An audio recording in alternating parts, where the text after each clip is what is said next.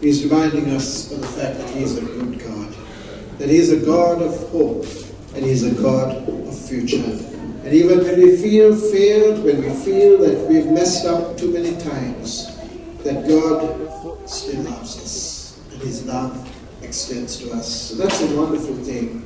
Know of God's love, isn't it?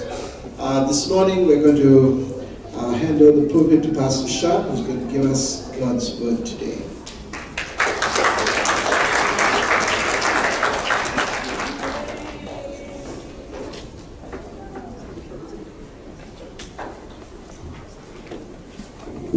Thank you. Let us pray. Loving, gracious Father, Almighty God, Father, you are enthroned in our midst. Father, we commit this time to you because you are the Alpha and Omega. Father, we pray thy hand would be upon your people today. Father, we know, God, your word has sustenance, security, and strength. And this morning, every word that comes out will be not mine, it yours, God. I want to hide myself behind the cross of Calvary. And I pray, God, that your word to do a transforming life in the lives of the people who have come here this morning expecting you, God, to do a new work in their life. We ask all this in your precious and mighty name. Amen.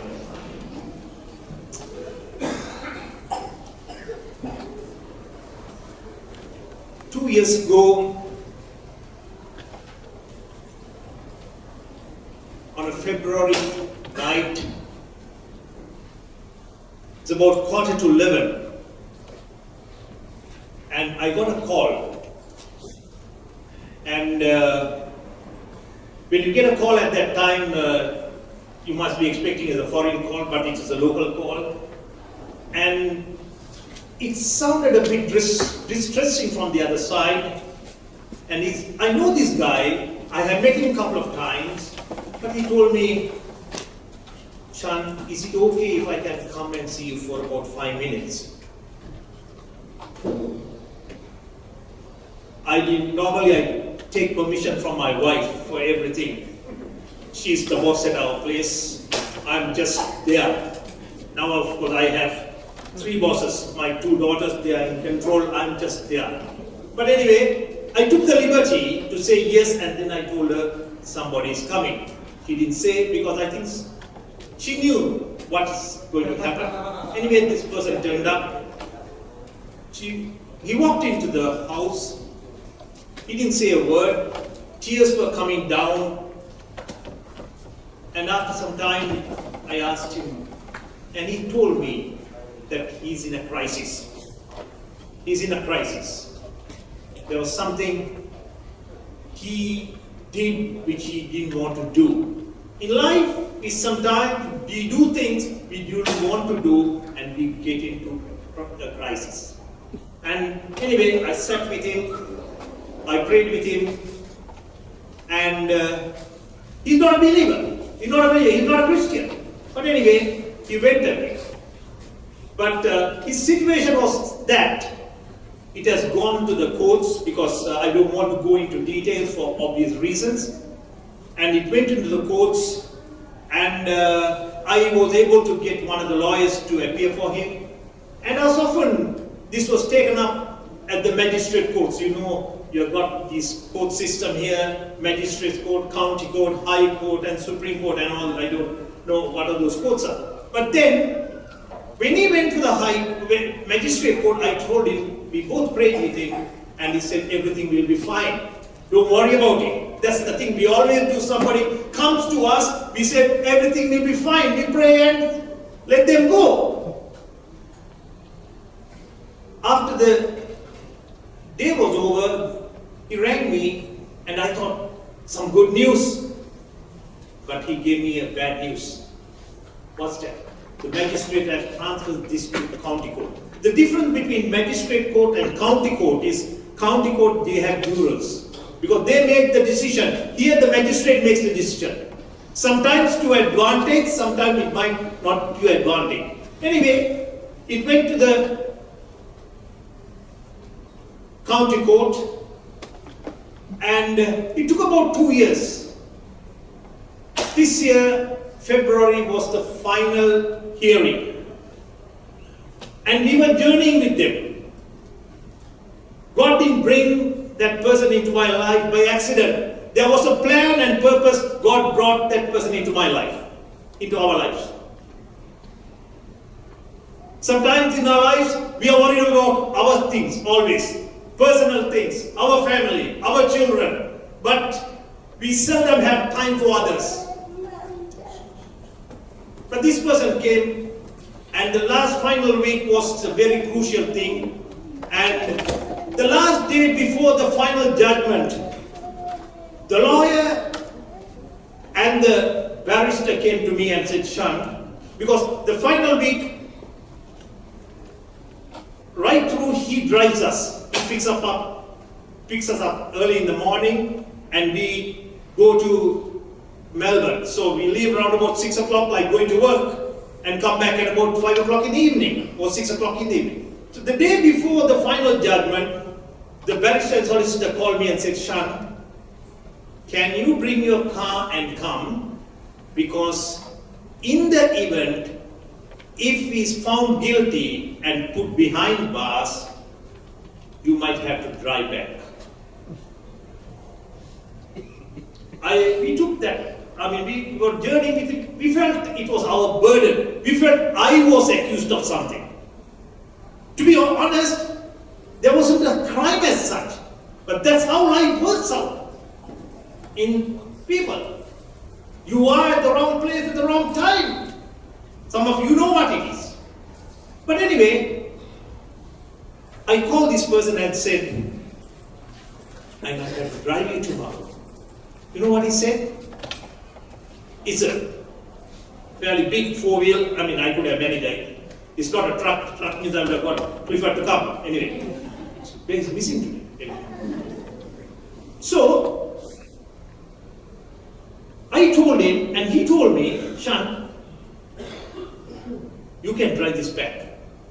Don't worry, I will drive you to the court. He had more faith than myself. And we went to the courts, and I was a character witness. I finished everything. And I saw the jurors were summoned, and they were asked to take the oath in front of the magistrate. And the head jury is called the foreman. When he took the oath, he kept the Bible like this. When I took the oath, the Bible was kept there. I laid my hand over the Bible. But this guy kept the Bible there. And out of the 12 jurors, 7 of them took oath on the Bible. And before the final session, the magistrate, the solicitor, and the barrister came to me, and I told them, God is in control. God is in control. And because I saw the most of those fellows took the oath on. And it so happened, when the jury came over, it was a not guilty verdict. Not guilty verdict. If you'd have found guilty, you would have behind bars for 18 years. The whole family would have been disintegrated. Everything would have gone. And in front of everyone there, in the main, he came and he landed on my feet.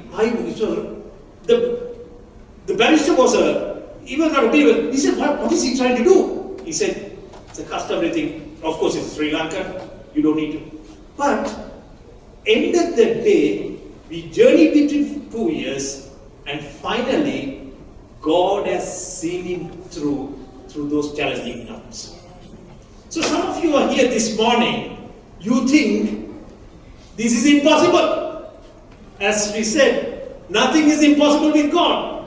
Nothing is impossible with God. So the title of my message this morning is Trusting God in spite of our circumstances. Trusting God in spite of our circumstances. The backdrop for this would be Acts 27 and 28. The last 2 chapters in Acts, I'm not going to go through both in depth, because you will be here till evening and Calvary Worship Center cannot afford to feed you. Right? So I'll be picking up on some important scripts and we'll be going through it. To give what was happening was in Acts 27 and 28, Apostle Paul, he had been accused of, and there was a case against him, and he was asked to go to Rome to hear his case. He was in the prison before that. If you look at Acts 21 downwards, he was in the prison. There was a two-court system. He was found guilty, or the Jewish court was trying to really put him behind bars, because that's called the Sanhedrin. That consists of some of the rabbi, and the chief priest is the one who is heading the court. And Paul was managed to get out so that he can have a fair hearing in Rome. Paul is a smart fellow. The advantage for Paul was he was a Roman citizen. But Paul is a smart fellow because he learned law under the famous law prophet, we would call at that time Gamaliel. So Paul knew everything. Paul was smart. So Paul was able to convince them so that they can hear the case under Caesar in Rome. So this morning, we will look at these two passages and see what we can gather some valuable thoughts so that we can put that into our practice in day-to-day life. The first thing I want to talk to you is we cannot fathom God's way during difficult times. How God is going to work out your problem, how is He going to solve this problem, you and I will not know. In the situation of this person whom I was talking, I myself didn't know. In fact, I didn't have that much of faith. You know, it came to a point, the children didn't know there was a case was pending for 2 years. He comes to my home, because he comes in his work clothes and get into his suit and go, then he come back, he changes his suit and goes. So I told him, the day before, the lawyer called me and said, Shan, can you tell them to let the children are grown up children, about 17 and 16. Can you tell them, in the event something, suddenly these fellows put behind bars, what do we do? I told him. So he said, I will talk to my wife and come back. I said, yes. What did he do? He came back and he said, my wife said, no, just leave it. He had more faith than me, but God vindicated. So here, Paul is undertaking a journey. And that journey from Caesarea to Rome. So the first thing, we cannot fathom God's ways during difficult times. I'll read from Acts 27, 1 to 3. When it was decided, so Luke is the eyewitness here, he is writing and he is addressing we, that we could sail for Italy. Paul and some other prisoners were handed over to a centurion named Julius, who belonged to the imperial regiment. We boarded a ship from Adramyttium, about to sail for the ports along the coast of the province of Asia, and we put out to sea. Aristarchus, a Macedonian from Thessalonica, was with us. So Paul had two people to accompany him. So he was not alone. That ship had prisoners. And sometimes in my life and your life, you can have everything. When you're going through a challenging time, you need people by your side. You need people to support you. You need people to comfort you. You need people to care for you. That's why church is here. That's why the church is here. So in this instance, Paul would have been a strong man. You look at some of the strong people here today. They're strong in the outside. When something hits them, you don't know where they are. I have been there. I remember I was very strong in everything. Till that day in 2003, when somebody said, when one of the doctors said that you need to go for a surgery and 15% you will not come out of it. And that was the time I realized my vulnerability. So we are all strong in the outside. We are all smiling today. But inside, when something happens, you know where you are. You need friends. So look at here. The first person is Aristarchus. He was converted by Paul. Paul says in Philemon that he was his fellow prisoner. He was not a prisoner because I was told that, in the book Acts, if you look at it, in Ephesians, he had there was an uproar and he was taken into the prison, but yet he was not a prisoner. But when Paul was in prison in Caesarea, Aristarchus was there. He was by the side. For 2 years, he was living close by. Because what did he say about him? Was converted by Paul and became a fellow worker with him. He accompanied Paul on a few missionary journeys and to undergo severe persecution and hardships such as riots. In spite of all these challenges, he remained faithful and loyal to Paul. He volunteered to join Paul on this journey primarily to support him, showing his resolve to remain faithful no matter what trials are thrown at him. You need friends like that. You don't need friends who come today and go tomorrow. You need friends who can go to the length. We stayed with him. We stayed with this guy for 2 years. We can't stay with people for 2 days. We can't advise, we can't pray with people for 3 days. You've forgotten about your prayer. When they come and remind you about prayer, yes, we prayed for you. No, we never prayed. We were just, but 2 years. 2 years we were journeying with him. Not 2 days, 2 years. We need friends like that. When you're going through the challenging time, we supported him. We were there with him. And Aristarchus was supporting. Then we have this person called Luke. Luke is called Dr. Luke. In fact, Paul says in Colossians 4:14, my beloved physician. Luke was the one who was giving the eyewitness account. He was traveling with them. He says we would sail. So he voluntarily got into that boat or the ship. He was not invited by Paul, but it would not have been easy because some of them are prisoners. So for them to go into the ship, it is a difficult task. But they convinced, but beyond everything, God is in the mix. God has orchestrated this boat. And he's going there. Because Paul was sick, because he was behind bars and he was sick for some time. In fact, earlier in Acts he was telling, he said something to the high priest because apparently he didn't realize the high priest was there because his eyesight was failing. But here, Luke was there because to comfort him, and also he being a physician, probably God has placed him there in order to look after him.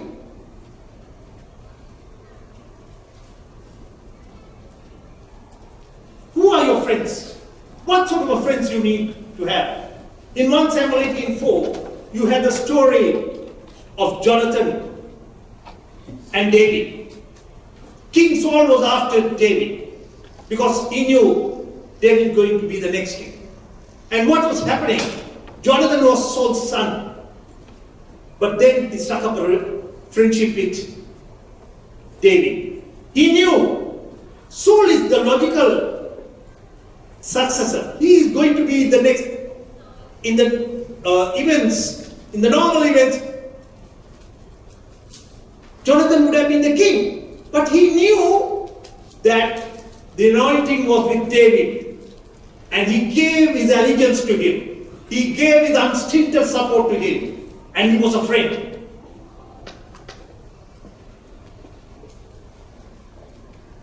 David, if you look at 1 Samuel 18:4, David gave everything. In fact, the tunic and the sword and the robe. That shows that he will stand by him. That sort of a friend you need to have. We also need friends who can speak into our lives. It's okay to have some people to care for us, support us, and be with us, but we need friends who can speak into our lives. Sometimes, even with this friend, the person who came into our lives, we prayed with him, we cared for him, we supported him, but we were speaking into his life. Because sometimes we need, if you look at Job's life, Job had 3 friends, Eliphaz and Zoba and Bildad. They heard about Job's situation. They heard about Job's predicament. And they came and sat with him for 7 days and 7 nights, didn't say a word. In challenging times, sometimes you need to keep quiet. But what did they do later on? They were accusing Job. They were telling Job that you are responsible for your predicament. You are responsible for your predicament. You don't need friends like that. You don't need friends who come and say that you are, because of your sin, that you are facing these challenges. But then there's a particular person there called Elihu. He's the 4th person. He's the younger of the lot. He was watching all these things when these 3 people were talking to Job. And he thought he would want to talk to Job about it. And what did he say in Job 33, 12 and 13? But I tell you, in this you are not right. He was telling Job, you are not right. What did he say? For God is greater than any mortal. Why do you complain to him that he responds to no one's words? That means he was telling him that he was trying to correct Job because he was perceiving God as his enemy. So sometimes in our life, not only friends are there to care and look after you. Friends have to tell them when they are not doing the right thing. Next, the 3rd person God has brought into Paul's life was Julius. He's a commander. He's supposed to be the centurion in charge. See in Acts 27:3, next day we landed at Sidon, and Julius, in kindness to Paul, allowed him to go to his friends so they might provide his need. He was in charge of Paul. That means he is this is like a jailer allowing a prisoner to go and have a cup of tea and to do whatever he wants to do. Here what has happened is, he was allowing Paul to go, because probably he would have seen Paul. There again, God was in the mix. Because Paul was sick, Paul needed some comforts, Paul needed to go and see somebody, and he allowed him. In a situation like this, you don't know how God works. Sometimes you're going through some challenging times, God brings some people into your midst. Sometimes He will bring the least expected person to help you out. Sometimes we expect people whom we deal regularly to come and help, but those people sometimes will not be there, but sometimes the least expected person will be there. In 1 Kings 17, Elijah was running from King Ahab. He went and sat under the ravine. And who provided him food? The ravens. The scavenging birds. They provided the best food. They provided meat twice a day. So this was least expected. So sometimes, I remember in 1983, for people who are not aware of what happened in Sri Lanka, the 1983 riots, that was one of those etched in the annals of Sri Lanka. And the day of the riots, and somebody promised to take me across to his place. And while we were driving halfway, he was advised that not to take me, because if they take me, that because I was a Tamil and there was a mob, a crowd, the opposite crowd was there to burn vehicles. So they told me not to take me in that vehicle. So I had no alternative, and they had to find me another place. So they told me, where do you want to go? These are the people they are supposed to take me, and they are now asking me where I want to go. I just told them, just drive me along. And I remember I was coming to the Columbus city, and the place where I earlier worked, called Richard Peters, an organization, is one of the big organizations. And I left that place sort of in a, not an acrimonious, but of course in an unpleasant way. In the sense, the director at that time, he's a famous motor racing driver called David Perez. I was very close to him, and when I went and told him that I want to start a business, he got angry. He said, what are you going to do? You need money? And the next day the personal secretary rang and said, he has given me a promotion. But what did I do? I have already made up my mind to start business with a friend of mine. So when I went back and told him, and he was not too happy, and after that he didn't talk to me. And on this particular day, on the riots, the day of the riots, I was coming towards, I didn't know this car was directed because there was pandemonium in the city, people didn't know where to go, and the car was coming alongside this office, and suddenly I saw this man outside with a gun, and I didn't want to look at him because I think he probably will shoot me, because I left in that circumstances, in those circumstances. I thought, he just looked through the car and he said, Shan, what are you doing here? Come out. You know there are a lot of things happening now. And he said, go into this office. If anyone wants to come here, they have to come over my dead body. Here is a person, the least expected. Least expected. I didn't know where to go. I was lost. But this person, God provided at that time. So in my life and your life, what you are going through today is unique to yourself. But remember, God will provide the people at the right time.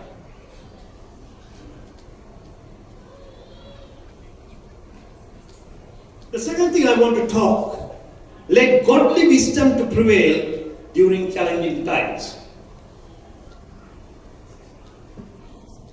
The fact is, all of us at one time or another will find ourselves in a crisis.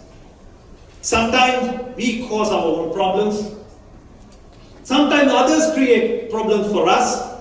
Sometimes that's the way. Challenges come, it doesn't come here.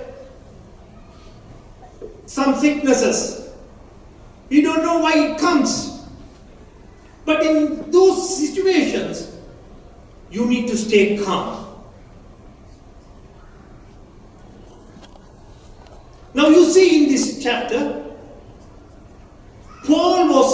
they started sailing and anyway the map, yes, right. Paul started sailing, and what has happened is, the ship, they have to move across to another ship, because what has happened, I'll say, look at it here. This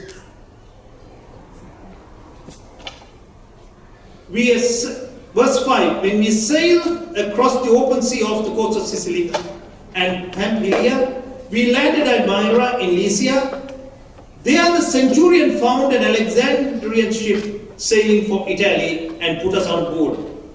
What has happened is, this centurion, because this ship was coming from Alexandria, from Egypt, and it was going to Rome. And because it was carrying grain and it's a bigger ship, and it's a direct route, so the centurion thought it's better to put these people into the bigger ship. So it was God's plan. So they put them in that ship and they were moving towards. And what happens is, if you look at verse 9, because they didn't want to stay there, they want to move across. And here we see, much time has been lost and sailing had already become dangerous because of by now it was after the Day of Atonement. So Paul was warning that they are going to face a storm. So when, in the human mind, sometimes we think what we are doing right. Because the reason is, Paul was there because Paul was walking with God. Paul knew of the imminent dangers. Often in a crisis, we tend to look to other voices. We look to other voices other than God's voice. When every avenue is closed, we look to God's voice. So here, Paul was telling not to move from that boat. But then, they have overruled him. The reason why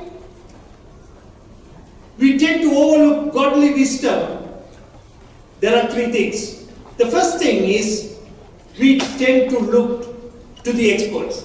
27:10-11 is sure, it says, "Men, I can see that our voyage is going to the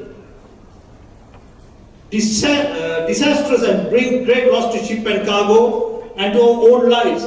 But the centurion, instead of listening to what Paul said, followed the advice of the pilot and the owner of the ship. What did the centurion? He listened to the pilot and he listened to the owner of the ship. Because they had a vested interest. They had an interest because the cargo was there, so they need to go. There's nothing wrong. So the first thing is, we tend to listen to the experts. Why we fail is all right to listen to the expert all the time. But there are times in a crisis, experts can't do much about it. Because everyone becomes an expert. When you are in a challenging time, everyone becomes an expert. Paul, there was common sense in what he was talking. Because he knew, because this is not the right time. Because it says here, it's just after, in verse 9, because by now it was after the Day of Atonement. Atonement is normally September, October, and that's the time, it's not an ideal time to sail. Because it's not the best time to sail is May and June, when the southerly wind comes. So Paul, there was a common sense, and he was telling these guys, this is not the ideal time to, because that's what is communicated with him. But then, what did the centurion do? He listened to the experts. It is okay to listen to the experts in the normal situation. Sometimes experts can't help you out. Because I remember, when I was going through a challenging time in my health, I went to a doctor whom I go very often, and he was a specialist, and he told me, "Son, nothing is wrong with you. Nothing is wrong with you." But then, when I approached somebody else, only I realized I had something wrong. There was an issue that I had to go for it. So sometimes experts can't help you out. Experts can't help you. When you're going through a financial crisis, the financial planner can't help you out. I remember there was a doctor, in fact I went for eye surgery and I had a cataract operation done.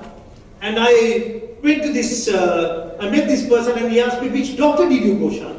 And I said, "I went to so-and-so." And he said, "Your eye is okay now?" I said, "It's okay." You know what happened? My sister-in-law went to the same surgeon and he lost his eyesight. Sometimes experts can't help you in a crisis.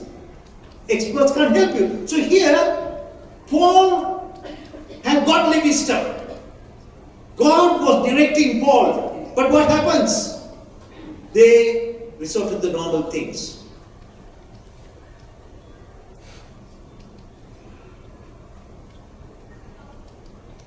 Sometimes we go with the majority. In 27:12 it says, "Since the harbor was unsuitable to winter, the majority decided that we should sail on, hoping to reach Phoenix." They were taking a vote in that situation. They were taking this is like you're in an aircraft and you're hitting a thunderstorm, and the pilot is asking you, can we take a vote whether to fly or not to fly or to turn back?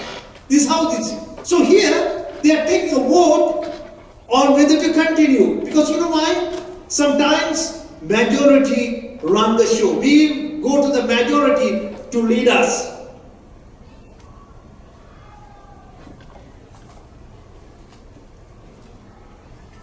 So almost all the majority view is wrong. In 1 Samuel 8:10, we have the story of Prophet Samuel.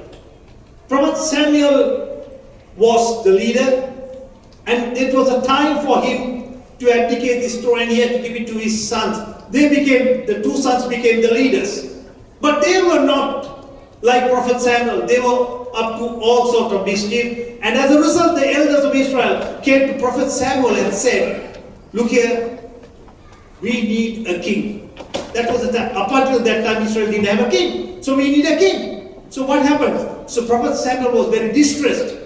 And he cried out to God. I mean, it's true, because what has happened is the neighboring countries had kings. Sometimes in life, what happens is when somebody has something, you want to have it. When somebody has a house, you want to have it. Somebody has a car, you want to have it. Somebody purchased. That's the tendency. So that's what Israel was doing at that time. And what did so Prophet Samuel went to God and said, God, these people are asking something. You know what he said? Yeah. They have rejected me. God says, they are not rejected you, they are rejected me. They are rejected. Because you know why? Majority, sometimes we listen to the majority. If you see Matthew 27, the chief priests and elders persuaded the crowd to have Jesus executed through Pontius Pilate. Majority. I remember some time back, somebody came to me and said, Shan, my son is not doing well at school and he's up to all mischief.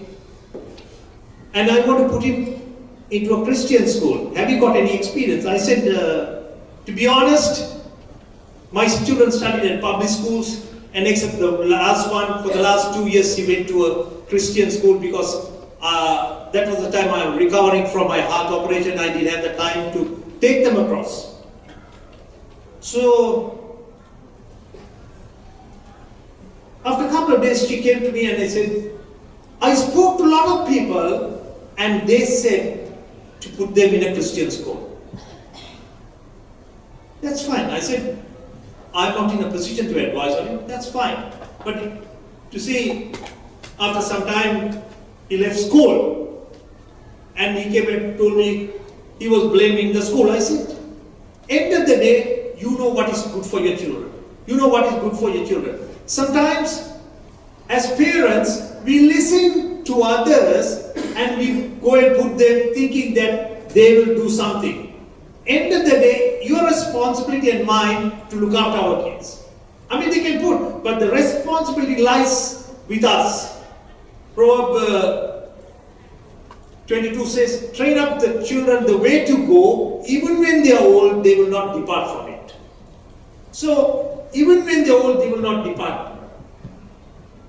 The third thing in this is circumstances to decide our paths. If you see Act 27:13, when the gentle south wind began to blow, they saw their opportunity, so they weighed the anchor and sailed along the shore of Crete. What is happening here? There was gentle south wind doesn't come at that time. This is like a glimpse of sunshine in winter. Gentle south wind comes during the summer in May, June. Sometimes it's a false thing. It's a false alarm. But we are so desperate, the moment we see a green light, we take off. Because we were desperate. We wanted to do something straight away. If you look at 1 Samuel 30, Saul was asked to stay in Gilgal for 7 days till Samuel comes in order to sacrifice burnt offering and fellowship offering. Saul waited the 7th day He was disturbed because he said the troops are quaking, because Philistines on the other side, there was a danger. But Samuel has promised him that he will be there on the 7th day. But what did he do? What did he do? He waited and he didn't see him, and he went and did that sacrifice all by himself. And as a result, he lost his kingdom. We would have heard about David if not for this silly mistake he has made. So sometimes circumstances, suddenly, because here what they do, they looked at it and they thought the right time to go. Sometimes when you are going through a crucial time in life, pray about it and ask God to guide you. Ask for godly wisdom.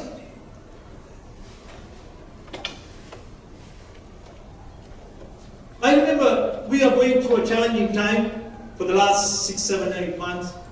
And people were coming and advising me here and there. And there were times I felt this was the right decision. But I always kept my cool and I never said anything. I know the pressure was put on my family. I just kept quiet. I didn't open my mouth. And I said, if God is in it, He will bring it to pass at the right time. He will bring it to pass at the right time. Yes, we need to do something. But yet, if God doesn't prompt me, I will not take the lead. But it so happened, at the right time, God came through. At the right time, God came through. It was a long wait, but God came through at the right time.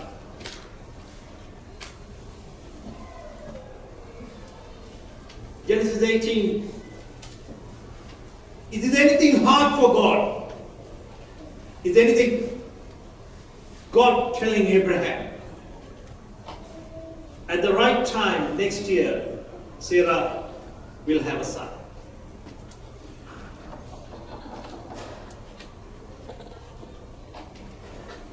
The third thing is, divine favor engulfs at the right time in the midst of challenges. It's wonderful if we always felt that we are going to be on top of the world.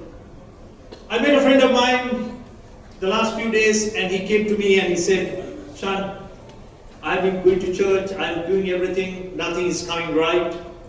Why is this? Everything I touched it going sort of just the opposite, and I don't find any results in it, and I'm frustrated. And do you think God is in it? So I didn't have an answer. I said, I can only pray and leave it to God, but I don't know what you are going through at this very moment. But God knows. If you remember, in Jeremiah 18, Israel was going through a situation, and Jeremiah was confused. Prophet Jeremiah was confused. And God thought, let me send him to a place where he will get a glimpse of what's happening. So, God was sending him to a potter's house. There he could see the potter with the clay. He's working on the clay, on the potter's wheel. And what is he doing? The clay is marred in his hand, and he's breaking it, he's hammering it till the shape comes right. That's what God sometimes does in my life and your life. You are going through some situations in life, God is in it. God is doing a new work. God is doing a new work. God is shaping you, taking the impurities out, so that God can use you as a vessel, as a beautiful vessel. That's what God does in your life. You know, Apostle Paul has gone through enough challenges. Apart from this challenge, he has undertaken to go from Caesarea to Rome. He has undertaken. He said, 2 Corinthians 11, 23, 29, I don't need to go through much. I have worked much harder, been in prison more frequently, been flogged more severely, been exposed to death and again. 5 times I received from the Jews the 40 lashes minus 1. 3 times I was beaten with rods, once I pelted with stones. He goes on to say, I have labored and toiled and have often gone without sleep. I have known hunger and thirst and have often gone without food. I have been cold and naked. Besides everything else, I face daily the pressure of my concern for all the churches. Who is weak? I am not weak. He was telling he's not weak. He has gone through enough challenges in life. What have we gone through? We have just gone through a small thing. Small percentage of what Paul gone through. And even goes to say in 54:11, I have learned to be contented in whatever state I am. When he was saying that statement, he was in the prison. He was in the house arrest. But he was contented. So, sometimes you think what you are going through is unique to you and others have gone through enough. But even in the midst of everything, God is there. But He will come at the right time. He will show up at the right time. That's the assurance this morning. If you look at Acts, the verses 23-24. Last night,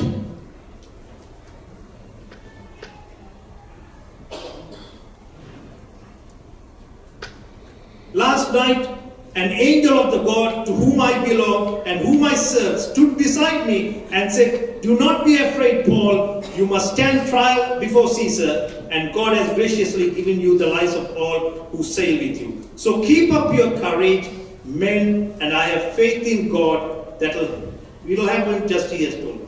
So it's an encouraging thing. God showed up at the right time.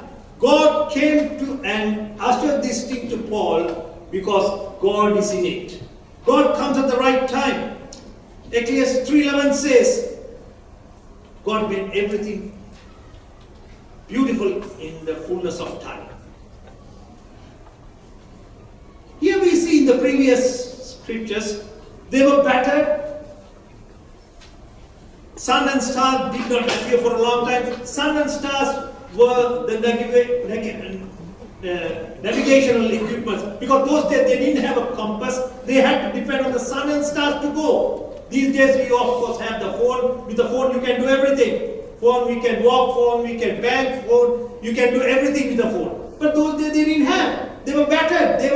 They were sort of rudderless. They were sort of in the mid-ocean. They didn't know what was doing. But they didn't give up hope. They knew God was in it. Today your life is shipwrecked, some of you. You can't see the future as the sun is not shining on your life. The stars are not visible. I can assure you, in the name of Jesus, the angel will show up sooner or later. In Acts 12, Peter was in the prison. He was sleeping between two soldiers, and the church was earnestly praying. And the angel showed up and rescued him. God is never late. I know this situation way back in 2015. You all know me, Angela, and Pastor Liz were there in Sri Lanka, which you know, and we were traveling from here. In fact, Pastor went from Singapore. I flew down from here in Melbourne, and we landed in the morning at Karunaika Airport, and we went to Kandy. It would have been 5 o'clock or 6 o'clock in the morning, and we would go out at 11 o'clock. And suddenly, at about 7:30 or 8, I remember Pastor Liz came into our room, and Angela came and told me Pastor is not comfortable. So I went up to him, and I looked at him, and I carry a medicinal basket, and Pastor always tells me that you're carrying the pharmacy. So, but at that time, something told me, I haven't taken my own tablets at that time, something told me, just go and take a tablet or aspirin and give it to Pastor. You know, I didn't realize at that time, because I didn't know whether I was, Pastor didn't say, no, he took it. If something would have gone wrong, Susan, I don't know whom to answer. Because everything went off well, nobody said, otherwise they would have said, Shan has given the wrong tablet. But then, it is divine ordinance. Right time. I was not an expert. I was not a doctor. I don't know anything. But God prompted me because to some level, to some extent, I'm walking with God. When you walk with God, God will use you. You will not be exempted. Just because walking with God means that you will not be exempted. I just want to draw the attention to verse 22. Not one of you will be lost, only the ship will be destroyed. I was thinking about it. Ship will be destroyed. This is as much you're flying or you are in an aircraft. If the aircraft is destroyed, you are gone. So you are in a ship, the ship is destroyed, you are gone. See, I thought about it. What is that?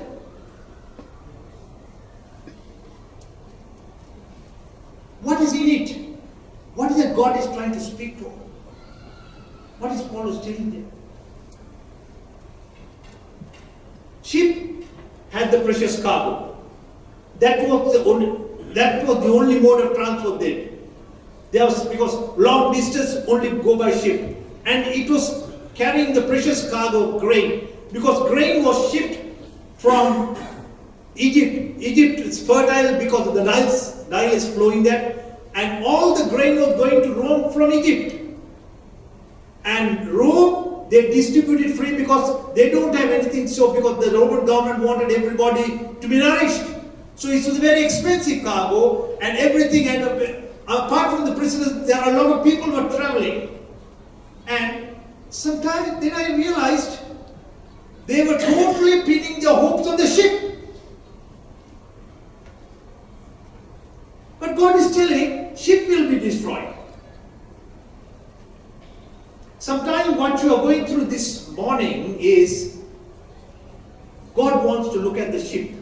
You are putting some trust, some reliance on the ship rather than on God. What is that ship that is preventing you from having a closer walk with God? You need to answer that for yourself. As much as I examine my heart, you need to ask. You are prioritizing something else instead of God. God has a call on you. God has chosen you. God has set apart you. But what are you doing today? Friends, one thing I want to tell you. 30, 40, 50 years down the track, none of us are going to be here. That's the reality of life. We can say anything. But what you do for God eternally will reveal. Why? I like Pastor David. What is he doing today? At this age, he's traveling all over. Why is he doing? Why is he doing what he is doing? Because he knew one day you and I have to go and answer God. We are here today because of his self-dedication, the families. Why I am rallying around behind him? Because what he has done in my life.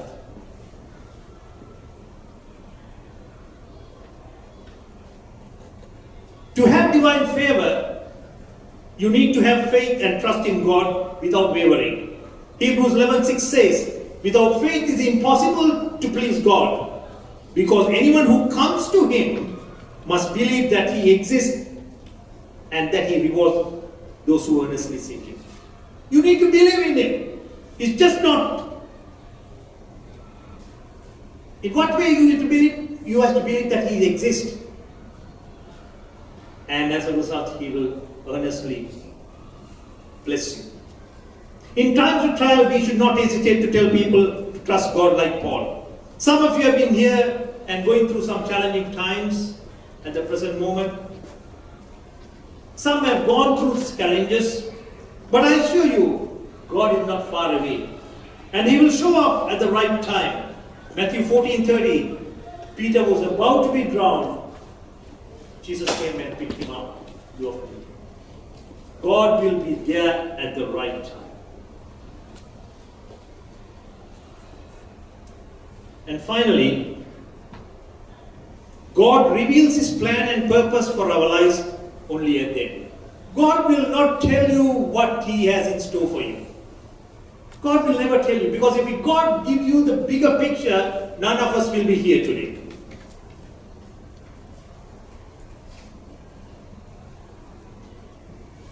Acts 27 to 36.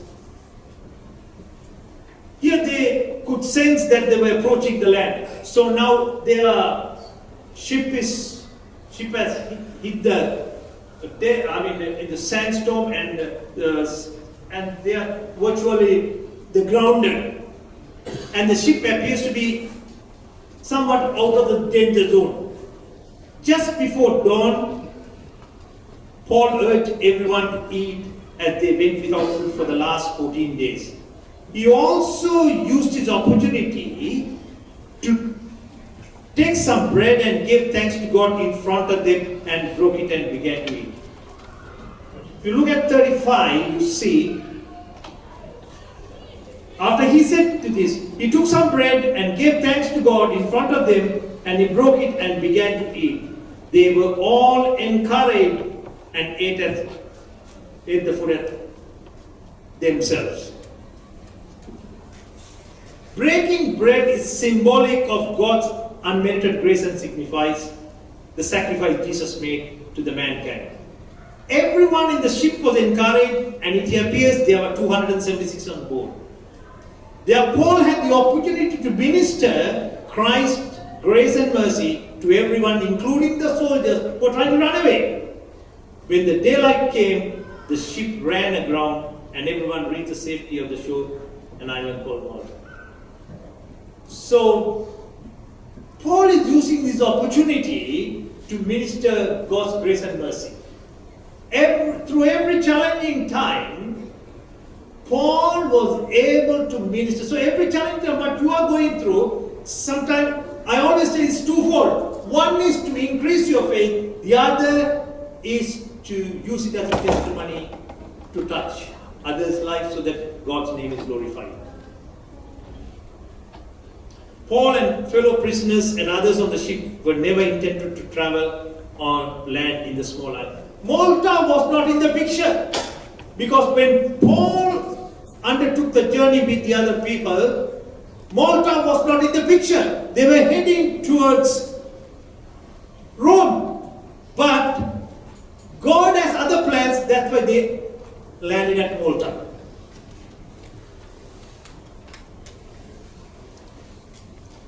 And God's plan was, God wanted to do something in Malta. God had something to do in Malta. When we look at verse 28:7, there was an estate nearby belongs to Publius. He was the chief officer of Malta, of the island.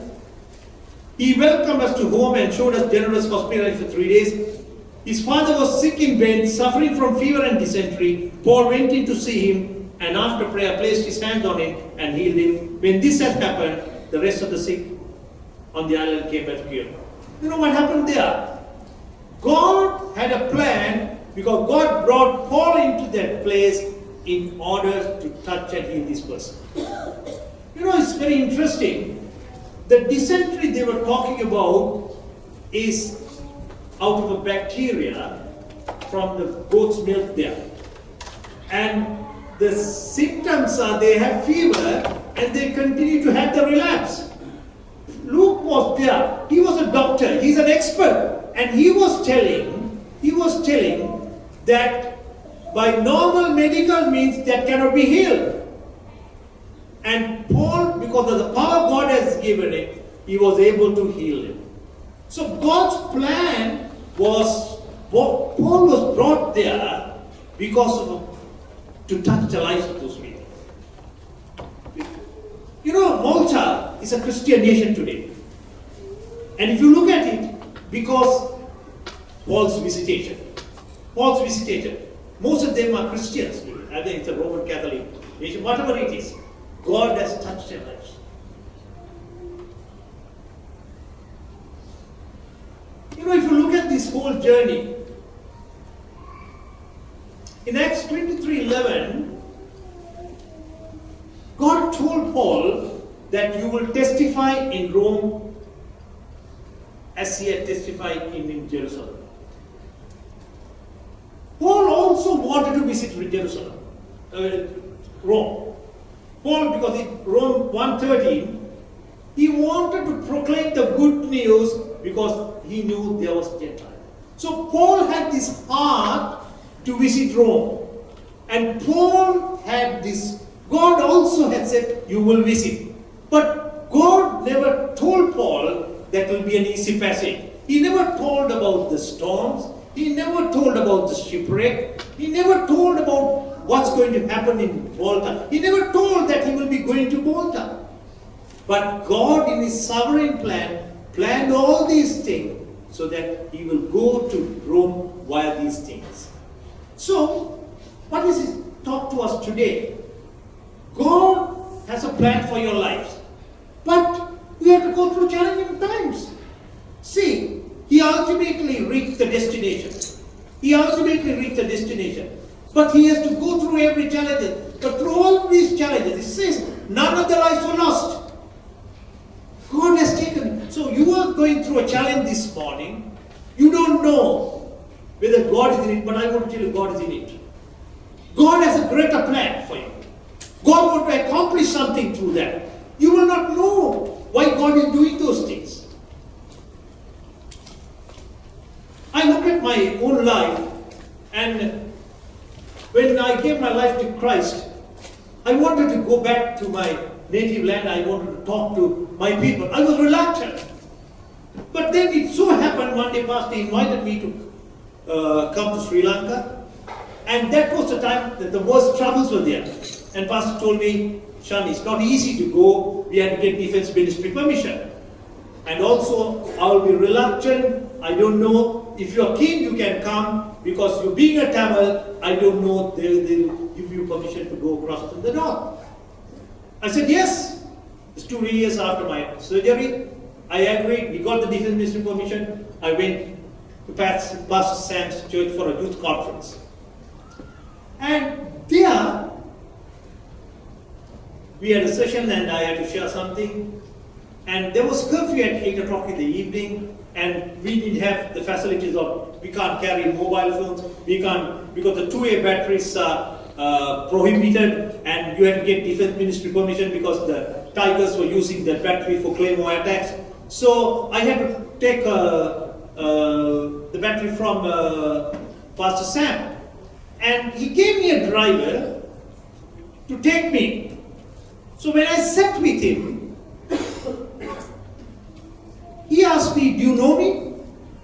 And I said, I don't know you. He said, I'll remember you. I went to the same school like you. You were a couple of years senior to me. You come and play cricket there. You come and play cricket there. And I know one incident in which you stood out of the college, and because I was a Hindu and I was opposing it at that time, because we used to wear a sort of a small, with the ashes. So one of the Christian teachers said, I can't do that. And so we got together and protested outside. And he said, I remember you doing that. And today you came and shared about Christ. What God wants to do in your life through challenging times, you don't know. What He wants to accomplish, you don't know. So, in conclusion, you must be going through a challenging time today. God knows about it. God knows about it. God is in the midst of everything. This man who came to my place, nobody else knew anything. It was something, is insurmountable challenge. It is a challenge nobody could have solved it for him. But the sovereign God had done something in his life. Today, at this very moment, what you are going through, only God knows. Only God knows. You need to just leave it to God. Look at the life of Paul. Look at the life of Paul. He was a strong man, yet he has to undergo undue hardship. But through all these things, he's focused on God. And finally, God has vindicated, because he had to be there with one guard or something like that. But yet he was contented. But today, I just want to encourage you. Just leave it to God. Leave it to God. Nothing is impossible with the God, the whom we serve. Nothing is impossible. You know, I am standing here because of the grace and mercy. So many things I have gone through in life, and God has saved me. So today I want to just encourage you and leave it. Just look at this passage. Look at how God has done it, and God is going to do the same thing. Let us pray. Loving grace.